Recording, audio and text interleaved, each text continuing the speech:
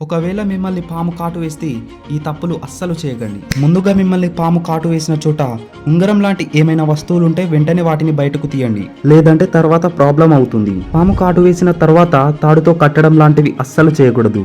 అలా చేస్తే ఆర్గన్స్ ని కట్ చేయాల్సి వస్తుంది. పాము కాటు వేసిన వెంటనే దాని నుంచి పారిపోతున్నప్పుడు వీలైతే ఆ పామును ఒక ఫోటో ఖచ్చితంగా తీసుకోవాలి. ఎందుకంటే డాక్టర్ యాంటీడోస్ ఇవ్వడానికి.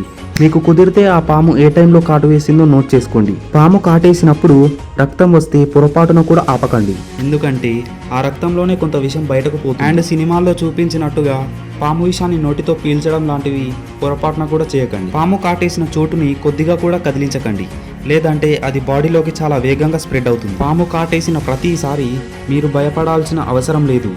కొన్నిసార్లు పాము కాటేసినప్పుడు శరీరంలోకి అసలు విషాన్ని రిలీజ్ చేయదు. పాము కాటేసినప్పుడు సొంత ట్రీట్మెంట్లు, నాటు వైద్యం లాంటివి చేయకుండా మీకు దగ్గరలో ఉన్న హాస్పిటల్కి వెళ్ళండి.